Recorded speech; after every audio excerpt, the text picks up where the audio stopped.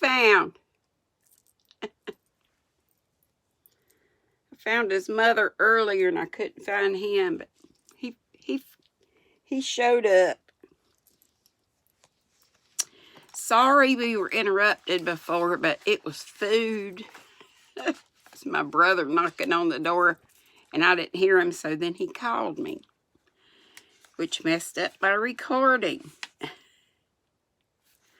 Let's see. She was about to cry. He said, "Don't cry," was the last thing I remember, or something about why was she crying. Let's see. This is not our omnibus. Da, da, da, da, da.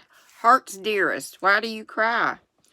Now, if Jo had been new to this sort of thing, she would have said she wasn't crying, had a cold in her head, or told any other feminine fib proper to the occasion, instead of which that undignified creature answered with an irresistible sob, "Because you're going away." "Ah, Gott, that is so good," cried Mr. Bear, managing to clasp his hands in spite of the umbrella and the bundles. "Jo, I have nothing but much love to give you. I came to see if you could care for it, and I waited to be sure that I was something more than a friend. Am I? Can you make a little place in your heart for old Fritz?" he added all in one breath. "Oh, yes," said Jo, and he was quite satisfied, for she folded both hands over his arm and looked up at him with an expression that plainly showed how happy she would be to walk through life beside him, even though she had no better shelter than the old umbrella if he had carried it. It was certainly proposing under difficulties, for even if he had desired to do so, Mr. Bear could not go down upon his knees on account of the mud. Neither could he offer Jo his hand except figuratively, for both were full. Much less could he indulge in tender demonstrations in the open street, though he was near to it.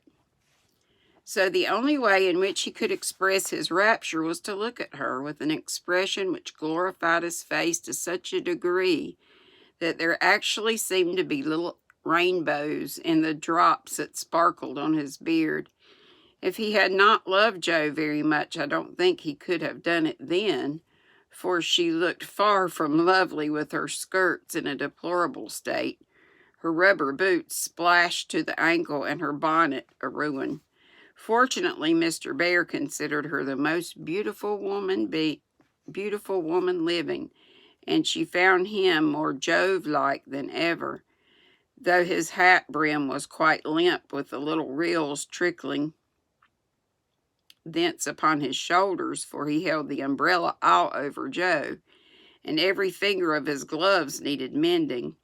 Passers-by probably thought them a pair of harmless lunatics, for they entirely forgot to hail a bus, and strolled leisurely along, oblivious of deepening dusk and fog.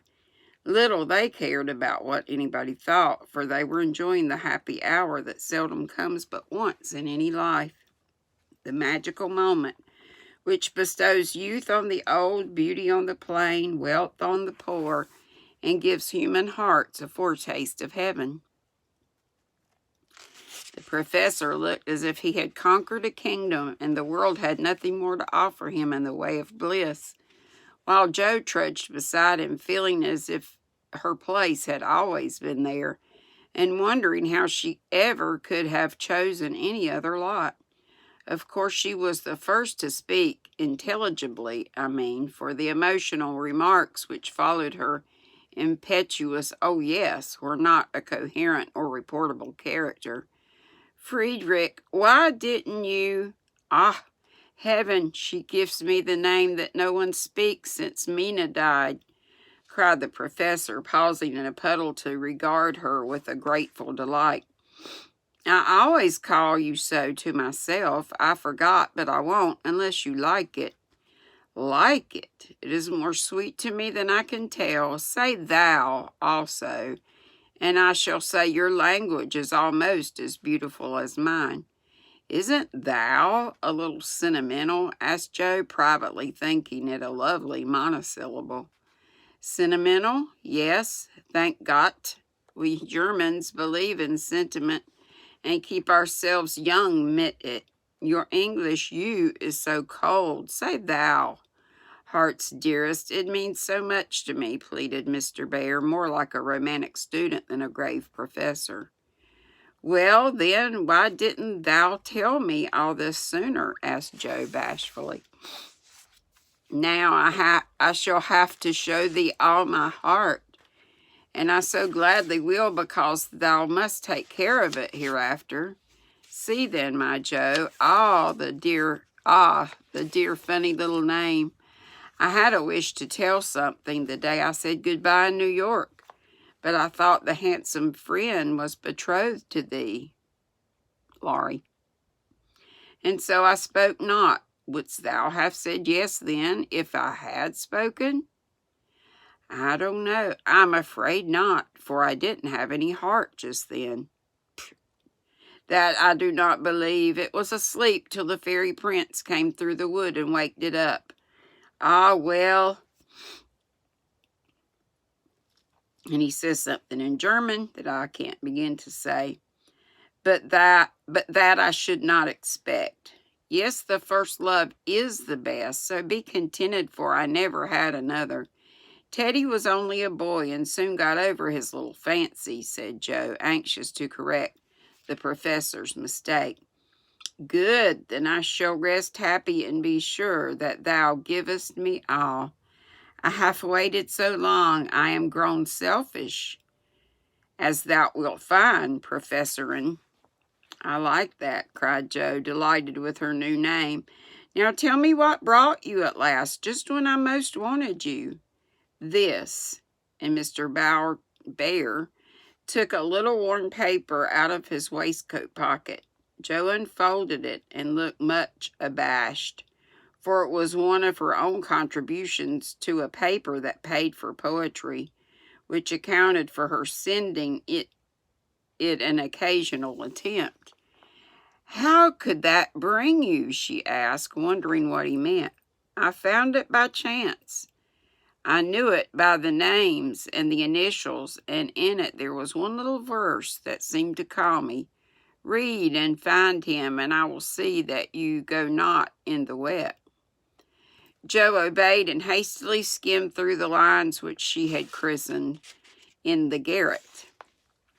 4 little chests all in a row, dim with dust and worn by time, all fashioned and filled long ago by children now in their prime. 4 little keys hung side by side with faded ribbons brave and gay, when fastened there with childish pride long ago on a rainy day. 4 little names, one on each lid, carved out by a boyish hand, and underneath there lieth hid histories of the happy band. Once playing here and pausing off to hear the sweet refrain that came and went on the roof aloft in the falling summer rain. Meg, on the first lid, smooth and fair, I look in with loving eyes, for folded here with well-known care, a goodly gathering lies, the record of a peaceful life, gifts to a gentle child and girl, a bridal gown, lines to a wife, a tiny shoe, a baby curl.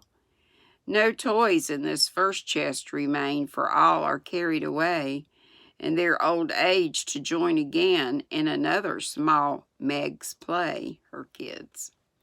Ah, happy mother, well I know you hear like a sweet refrain, lullabies ever soft and low in the falling summer rain.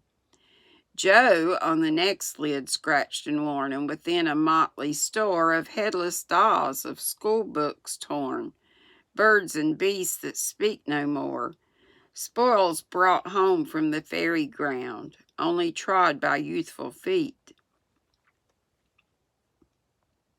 dreams of a future never found, memories of a past still sweet, half-writ poems, stories wild, April letters warm and cold, diaries of a willful child, hints of a woman early old, A woman in a lonely home, hearing like a sad refrain, be worthy, love, and love will come in the falling summer rain. My Beth, the dust is always swept from the lid that bears your name, as if by loving eyes that wept, by careful hands that often came. Death canonized for us one saint, ever less human than divine, and still we lay with tender plaint. Relics in this household shrine, the silver bell so seldom rung, the little cap which last she wore, the fair dead Catherine that hung by angels born above her door, the songs she sang without lament in her prison house of pain, forever are they sweetly blent with the falling summer rain. Upon the last lid's polished field legend, now both fair and true, a gallant knight bears on his shield Amy in letters gold and blue. Within lie snoods that bound her hair, slippers that have danced their last, faded flowers laid by with care. Fans whose airy toils are past, gay valentines all ardent flames, trifles that have borne their part in girlish hopes and fears and shames. The record of a maiden heart, now learning fairer, truer spells, hearing like a blithe refrain the silver sound of bridal bells in the falling summer rain. 4 little chests all in a row, dim with dust and worn by time. 4 women taught by weal and woe to love and labor in their prime. 4 sisters parted for an hour, none lost, one only gone before, made by love's immortal power, nearest and dearest evermore. Oh, when these hidden stores of ours lie open to the Father's sight, may they be rich in golden hours, deeds that show fairer for light. Lives whose brave music long shall ring, like a spirit-stirring strain, souls that shall gladly soar and sing in the long sunshine after rain. J.M. Joe March. It's very bad poetry. I think it's beautiful. But I felt it when I wrote it one day when I was very lonely and had a good cry on a rag bag. I never thought it would go where it could tell tales, said Joe, tearing up the verses the professor had treasured so long. Let it go. It has done its duty, and I will have a fresh one when I read all the brown book in which she keeps her little secrets, said Mr. Bear with a smile as he watched the fragments fly away on the wind. Yes, he added earnestly, I read that, and I think to myself, she has a sorrow, she is lonely.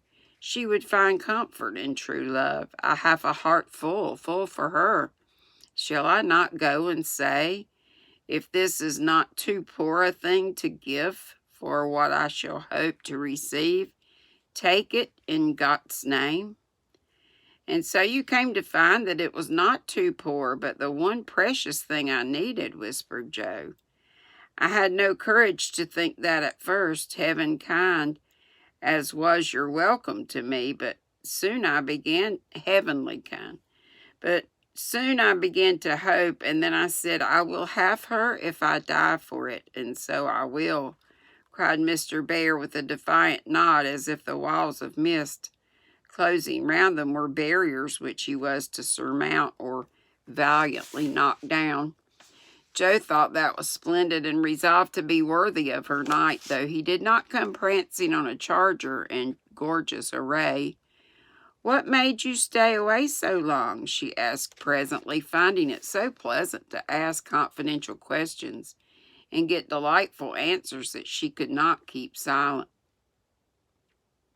It was not easy, but I could not find the heart to take you from that so happy home until I could have a prospect of one to give you after much time, perhaps, and hard work. How could I ask you to give up so much for a poor old fellow who has no fortune but a little learning? I'm glad you are poor. I couldn't bear a rich husband, said Joe decidedly, adding in a softer tone, don't fear poverty. I've known it long enough to lose my dread and be happy working for those I love, and don't call yourself old. I never think of it. I couldn't help loving you if you were 70. The professor found that so touching that he would have been glad of his handkerchief if he could have got at it. As he couldn't, Joe wiped his eyes for him and said, laughing, as she took away a bundle or two, I may be strong-minded, but no one can say I'm out of my sphere now. For woman's special mission is supposed to be drying tears and bearing burdens. I'm to carry my share, Friedrich, and help to earn the home. Make up your mind to that, or I'll never go, she added resolutely as he tried to reclaim his load. We shall see. Have you patience to wait a long time, Joe? I must go away and do my work alone. I must help my boys first, because even for you I may not break my word to Mina.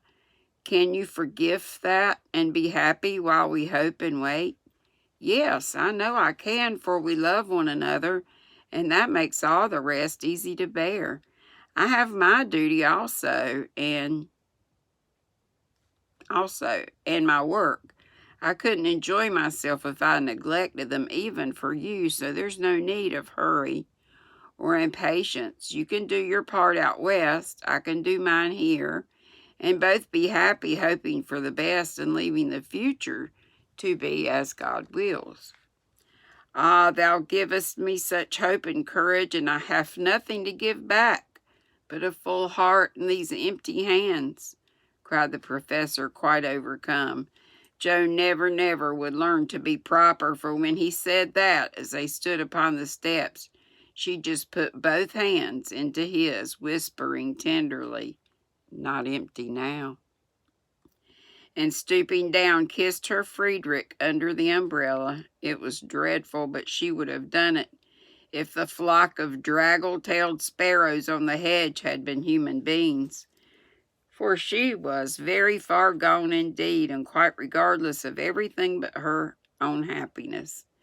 Though it came in such a very simple guise, this was the crowning moment of both their lives, when turning from the night and storm and loneliness to the household light and warmth and peace waiting to receive them with a glad welcome home, Joe led her love in and shut the door.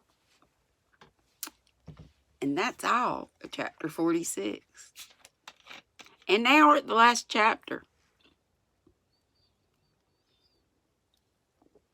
Pepsi.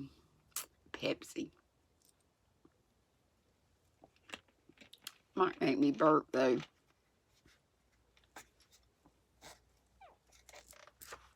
I feel one right here. Go away, burp. It's a little one. I'm going to go ahead and see what I can read of this, because, like I said, it's Sunday night, and Lori's going to be on in a minute. But I'm going to the library tomorrow, so I want to take this back, get Little Men, and what else was I going to do? Oh, get the junior book, Little House on the Prairie. How could I forget that? For a year, Joe and her professor worked and waited, hoped. Oh, did I say it's called Harvest Time? Maybe I did. For a year, Joe and her professor worked and waited, hoped and loved, and met occasionally and wrote such voluminous letters that the rise in the price of paper was accounted for, Laurie said. The second year began rather soberly, for their prospect did not brighten, and Aunt March died suddenly. But when their first sorrow was over, for they loved the little old lady in spite of her sharp tongue, they found they had cause for rejoicing, for she had left Plum Field to Joe, which made all sorts of joyful things possible. It's a fine old place and will bring a handsome sum, for of course you intend to sell it, said Laurie, as they were all talking the matter over some weeks later. No, I don't, was Joe's decided answer as she petted the fat poodle, whom she had adopted out of respect to his former mistress. You don't mean to live there? Yes, I do. But, my dear girl, it's an immense house, and will take a power of money to keep it in order. The garden and orchard alone need 2 or 3 men, and farming isn't in Bear's line, I take it. He'll try his hand at it there if I propose it. And you expect to live on the produce of the place? Well, that sounds paradise. Paradisical,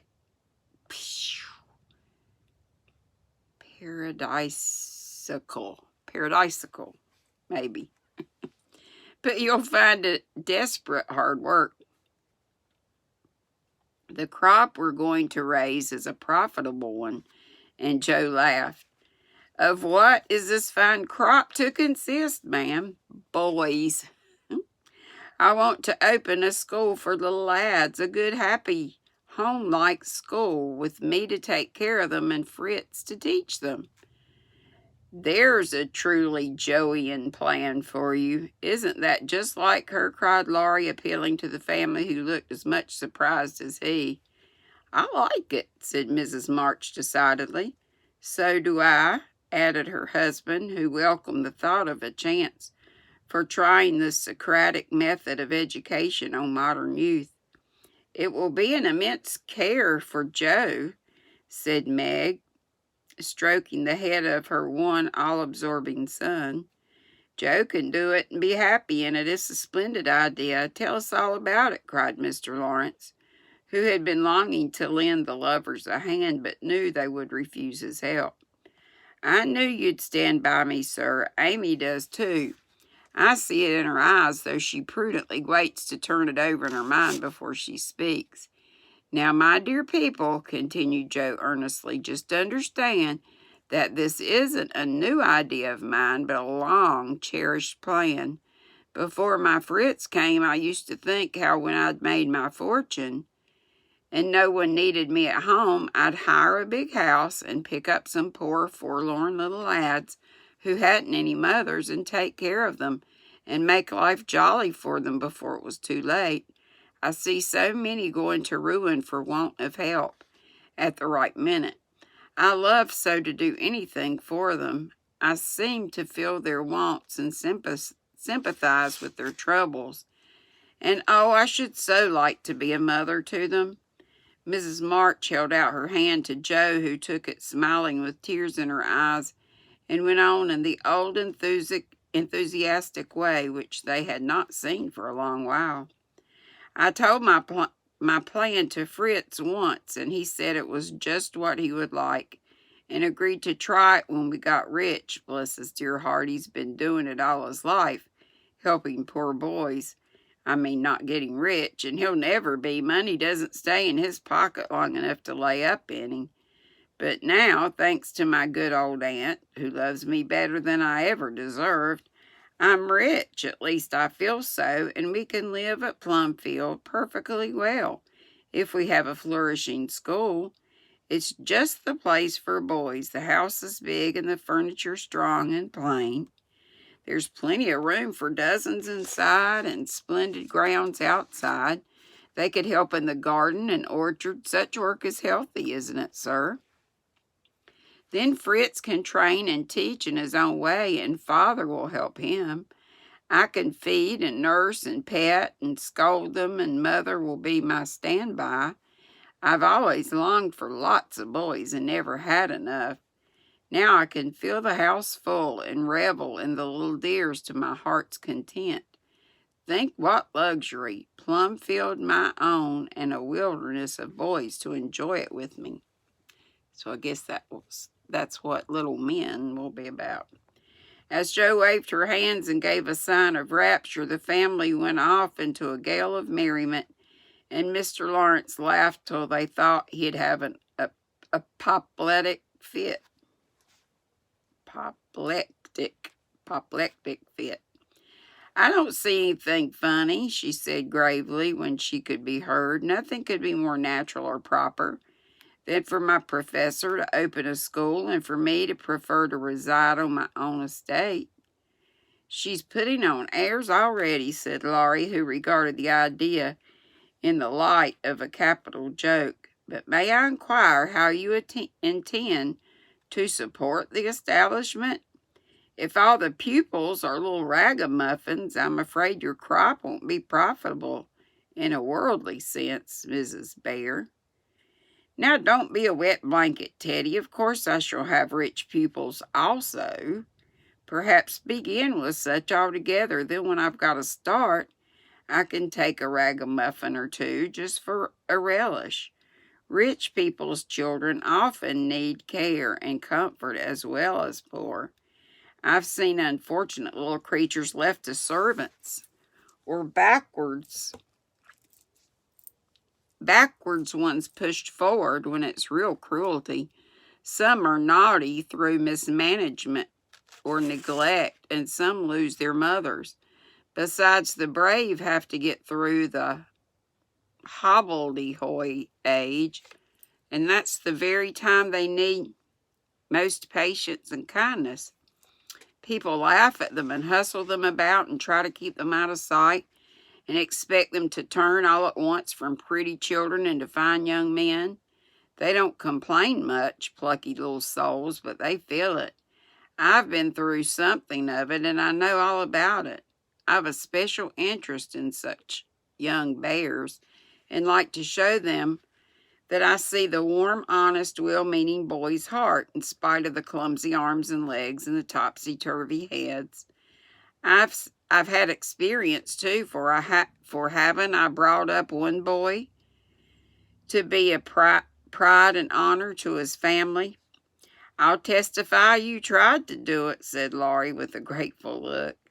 And I've succeeded beyond my hopes, for here you are, a steady, sensible businessman, doing heaps of good with your money and laying up the blessings of the poor instead of dollars. But you aren't merely a businessman. You love good and beautiful things, enjoy them yourselves, and let others go halves, as you always did in the old times. I am proud of you, Teddy, for you will get better every year, and everyone feels it, though you won't let them say so. Yes, and when I have my flock, I'll just point to you and say, there's your model, my lads.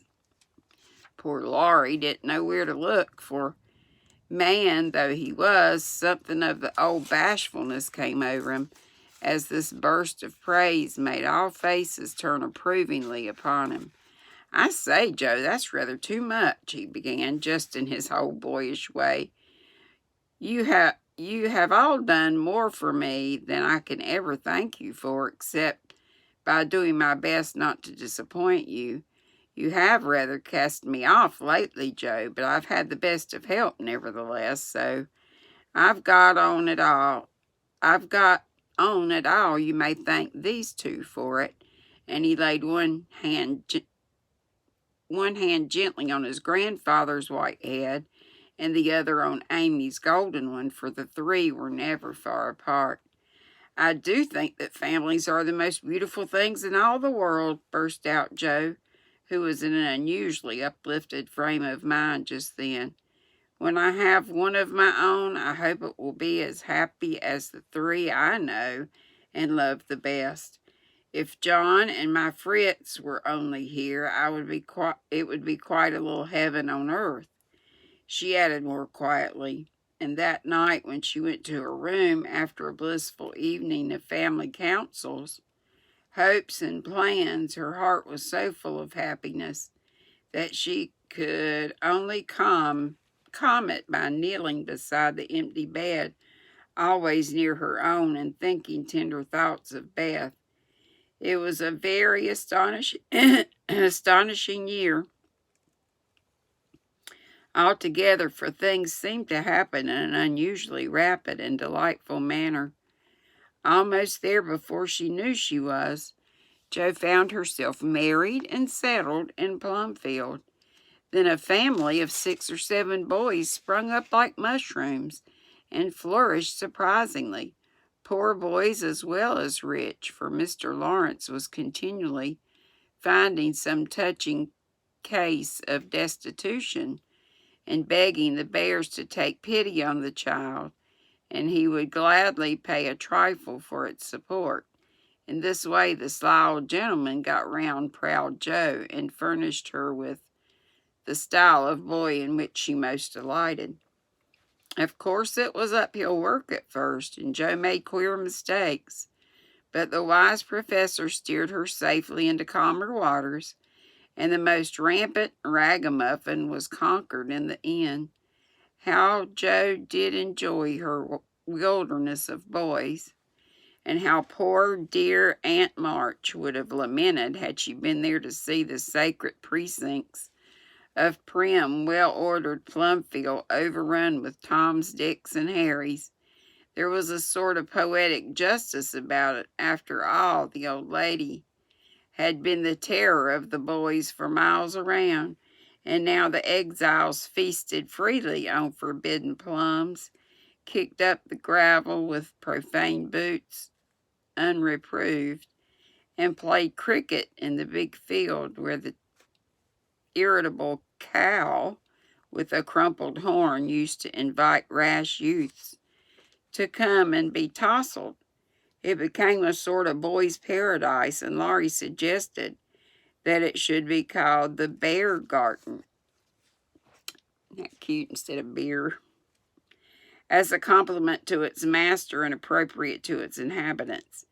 It never was a fashionable school, and the professor did not lay up a fortune, but it was just what Joe intended it to be, a happy home-like place for boys who needed teaching, care, and kindness. Every room in the big old house was soon full. Every little plot in the garden soon had its owner. A regular menagerie appeared in barn and shed, for pet animals were allowed, and 3 times a day Joe smiled at her Fritz. From the head of a long table lined on either side with rows of happy young faces, which all turned to her with affectionate eyes, confiding words, and grateful hearts full of love for Mother Bear.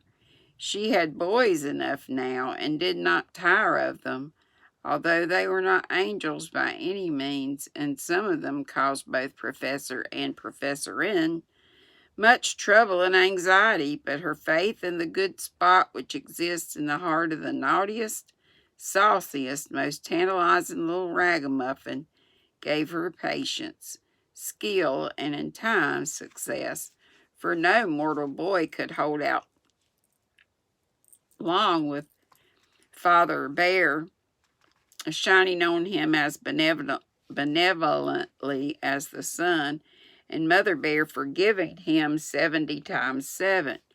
Very precious to Joe was the friendship of the lads, their penitent sniffs and whispers after wrongdoing, their droll or touching little confidences, their pleasant enthusiasm, hopes, and plans, even their misfortunes, for they only endeared them to her all the more.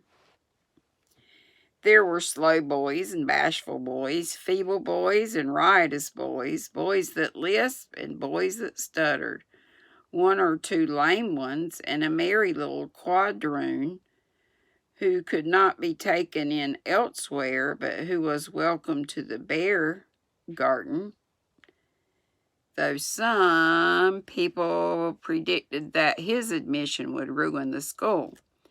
Yes, Joe was a very happy woman there, in spite of hard work, much anxiety, and a perpetual racket. She enjoyed it heartily, and found the applause of the boys more satisfying than any praise of the world.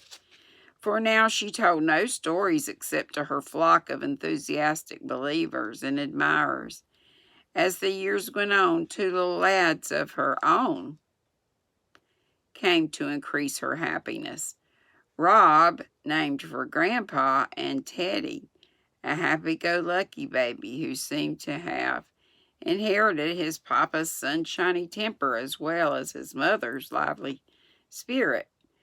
How they ever grew up alive in that whirlpool of boys was a mystery to their grandma and aunts, but they flourished like dandelions in spring, and their rough nurses loved and served them well. There were a great many holidays at Plumfield, and one of the most delightful was the yearly apple picking. For then the Marches, Lawrences, Brooks, and Bears turned out in full force and made a day of it. 5 years after Joe's wedding, one of those fruitful festivals occurred. A mellow October day when the air was full of an exhilarating freshness which made the spirits rise and the blood dance healthily in the veins. The old orchard wore its holiday attire. Goldenrod and asters fringed the mossy walls. Grasshoppers skipped briskly in the sere grass, and crickets chirped like fairy pipes at a feast. Squirrels were busy with their small harvesting, and birds twittered their adieu from the alders in the lane, and every tree stood ready to send down its shower of red or yellow apples at the first shake. Everybody was there. Everybody laughed and sang, climbed up and tumbled down. Everybody declared that there never had been such a perfect day or such a jolly set to enjoy it, and everyone gave themselves up to the simple pleasures of the hour as freely as if there were no such things as care or sorrow in the world. Mr. March strolled placidly about, quoting Tusser, Cowley, and Columella to Mr. Lawrence while enjoying the gentle apple's winey juice. The professor charged up and down the green aisles like a stout Teutonic knight with a pole for a lance, leading on the boys who made a hook and ladder company of themselves and performed wonders in the way of ground and lofty tumbling. Laurie devoted himself to the little ones, rode his small daughter in a bushel basket, took Daisy up among the bird's nest, and kept adventurous Rob from breaking his neck. Mrs. March and Meg sat among the apple piles like a pair of Pomonas, sorting the contributions that kept pouring in, while Amy, with a beautiful motherly expression in her face, sketched the various groups and watched over one pale lad who sat adoring her with his little crutch beside him. So Amy's having a baby, or has already had some.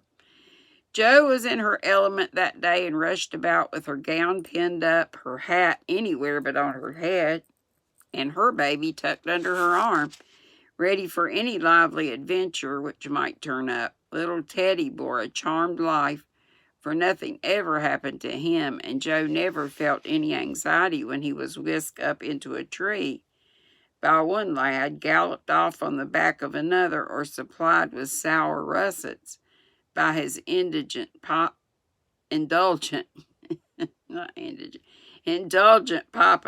who labored under the Germanic delusion that babies could digest anything from pickled cabbage to buttons, nails, and their own small shoes.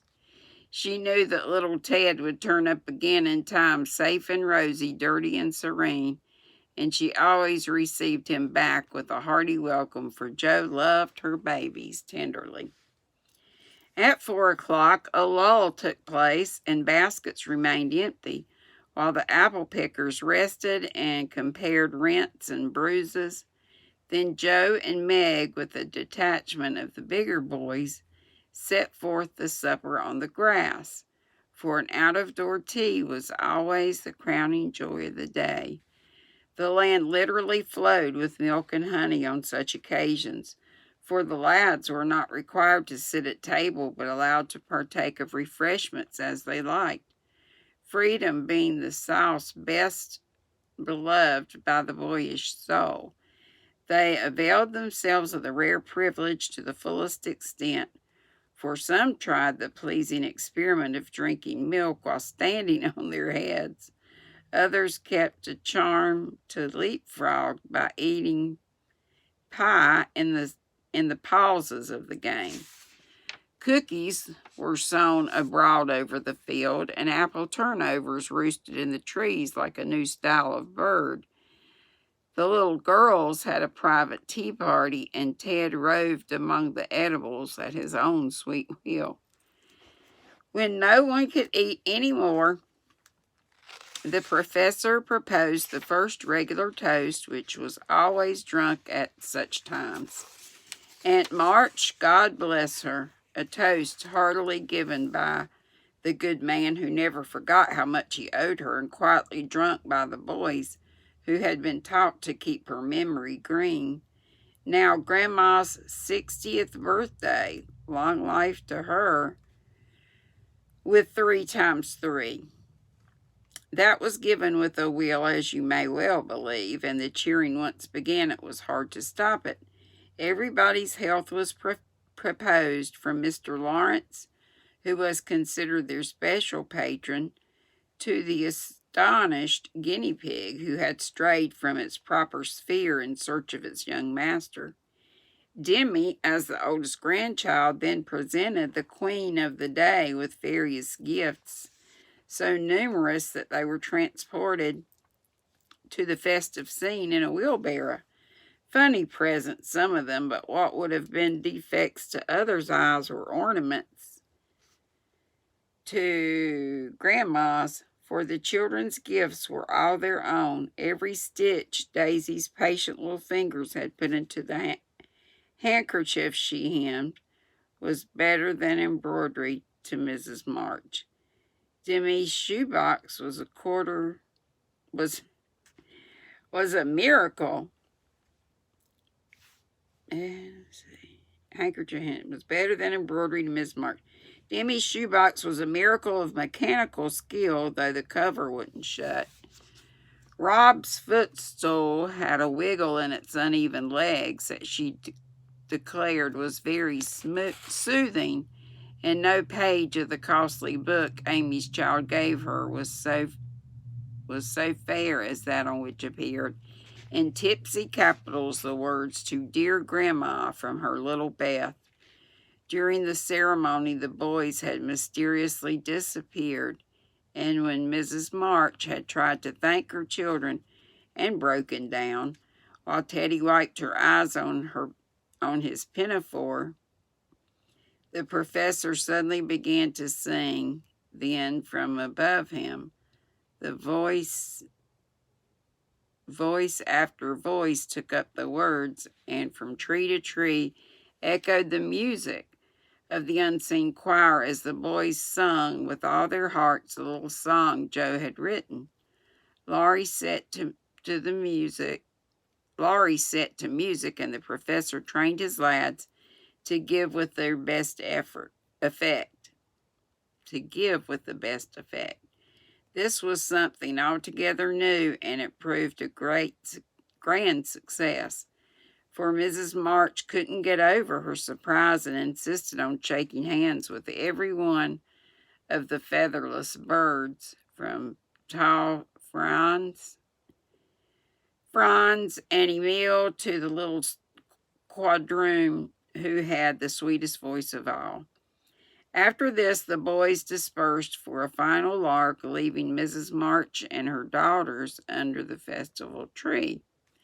I don't think I ever ought to call myself Unlucky Joe again when my greatest wish has been so beautifully gratified, said Mrs. Bear, taking Teddy's little fist out of taking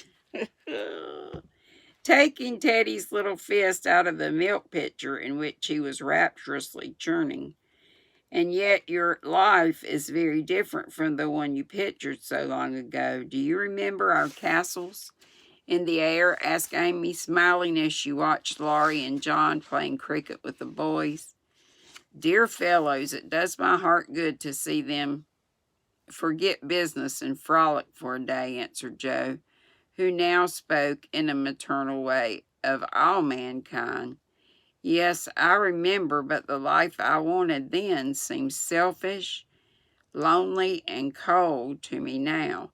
I haven't given up the hope that I may write a good book yet, but I can wait, and I'm sure it will be all the better for such experiences and illustrations as these." And Joe pointed from the lively lads in the distance to help her father, leaning on the professor's arm as they walked to and fro in the sunshine, deep in one of the conversations which both enjoyed so much. And then to her mother, sitting enthroned among her daughters, with their children in her lap and at her feet, as if all find help and happiness in the face which never could grow old to them. My castle was most nearly realized of all. I asked for splendid things, to be sure, but in my heart I knew I should be satisfied if I had a little home and John and some dear children like these. I've got them all, thank God, and I'm the happiest woman in the world," said Meg. And Meg laid her hand on her tall boy's head with a face full of tender and devout content.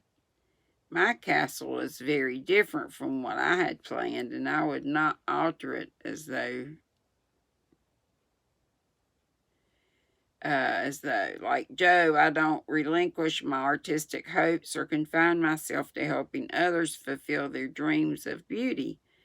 I've begun to model a figure of baby, and Laurie says it's the best thing I've ever done. I think so myself, and mean to do it in marble, so that whatever happens, I may at least keep the image of my little angel." So Amy spoke. A great tear dropped on the golden hair of the sleeping child in her arms, for her one well-beloved daughter was a frail little creature, and the dread of losing her was the shadow over Amy's sunshine.